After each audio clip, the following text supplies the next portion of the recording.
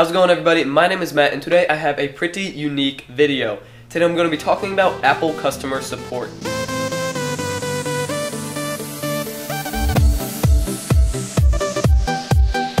Now recently I was watching a video by the YouTube user MKBHD, link in the description. It was made about a year ago entitled Dear Apple.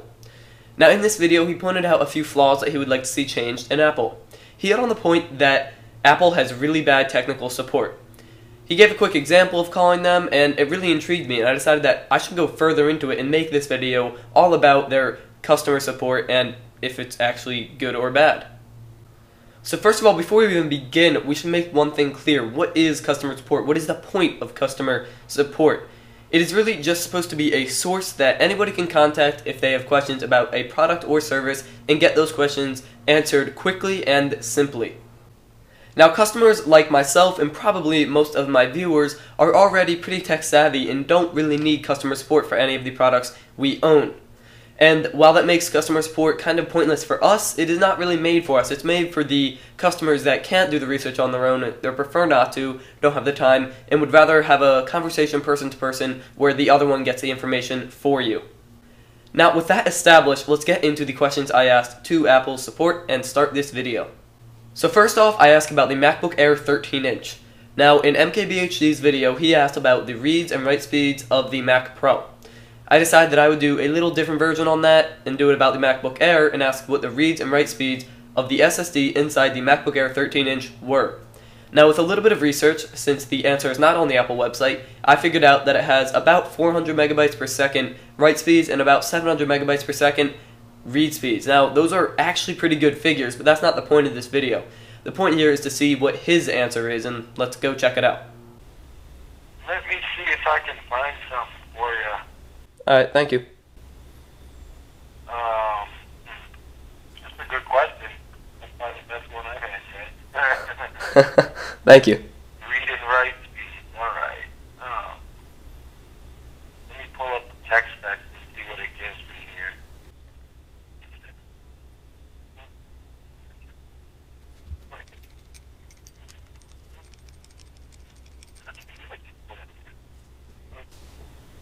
No, unfortunately, it does not tell me that.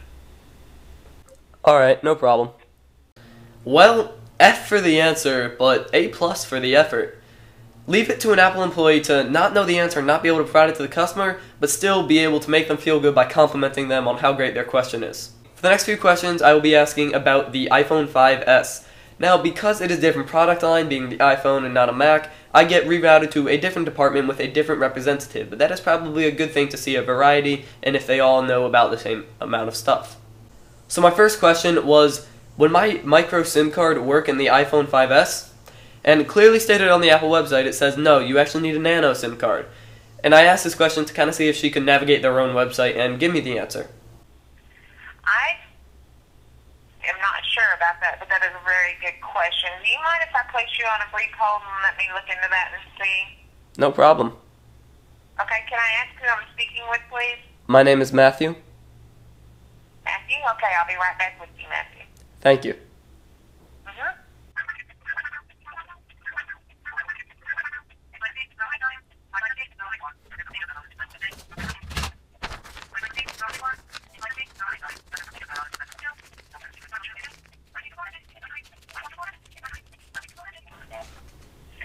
Okay, thank you for holding. I do apologize for that hold. I do appreciate your patience. I checked into this for you. It has to be a Nano SIM card in order for it to work. Okay, thank you very much. Congratulations, Apple. You were able to answer a question that was perfectly displayed on the Apple website in a 2-minute holding period.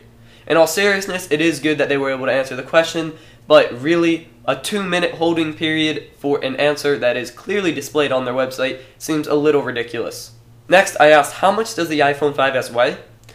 Now, again, this is perfectly listed on the Apple website, and I really just asked it to see how fast she could reproduce the information and give me an answer. Let's see what she had to say. How much does it weigh? It's pretty light, but let's go take a look and see here. Look at go to the Apple Store here. Check it out. How's your evening going? It's going pretty well. Filled with homework, but that's okay.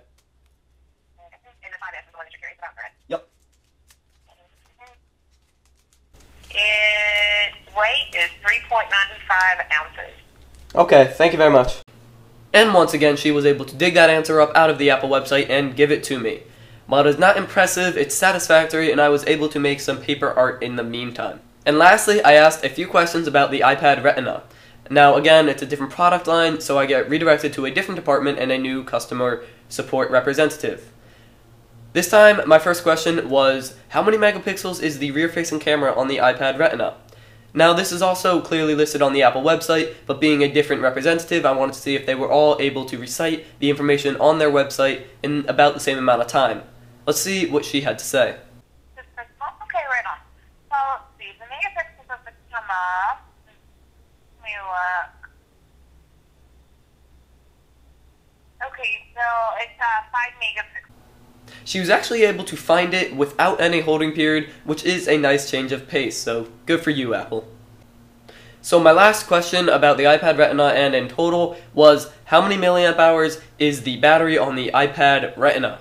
Now this is nowhere to be found on the Apple website, and I had to do some research and find out what the milliamp hour size of it was, because Apple really just gives you time lengths, like, oh, it'll last 8 hours or 10 hours, and I decided that, you know what, that's not satisfactory. I want how big the battery is statistically to compare it to other tablets or phones. So let's see what the customer support representative had to say about this. Do you know how big the battery is, how many milliamp hours it is? How many hours it is? I believe it's 7 to 10. It's 10 hours of like surfing the web or, you know, watching videos, listening to music. Yeah, so you get like 10 hours with the battery charged. Do you know how many milliamp hours the battery is? How many what?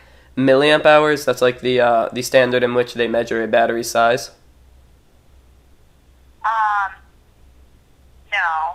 It's 42.5 watt. I don't know if that helps you. Oh man. Not only did she not know what the battery size was, she didn't even know what a milliamp hour is. I mean, come on, Apple. Evidently, there's literally no technological background in their customer support representatives. So let's do a quick recap. Whenever it was on the Apple website, they were able to recite it. And whenever it wasn't, they didn't really know. So what does this mean? If it ain't on their website, they don't know it. I shouldn't even use know there, because they don't know the information anyway. They have to look it up on the website and then recite it to you. While that holding period isn't always bad, I was actually able to make some pretty cool art out of it, so I guess that's always a plus. So in conclusion, what is their customer support for? It is for the most basic out of their already very mainstream customer market. Now, these are the type of people that need somebody else to look up information for them, even if it's clearly stated on the Apple website. Now let's make one thing clear. I actually don't hate Apple. They're a great business. They make a ton of money. They make decent product, pretty good quality products and cool products, but not the most advanced products. But they definitely have some major flaws that I would like to see changed, but that's for a later video. As always, guys, my name is Matt. If you enjoyed this video, go ahead and leave a like, subscribe, leave a comment, all that good stuff. Thank you guys so much for watching, and as always, I'll catch you next time.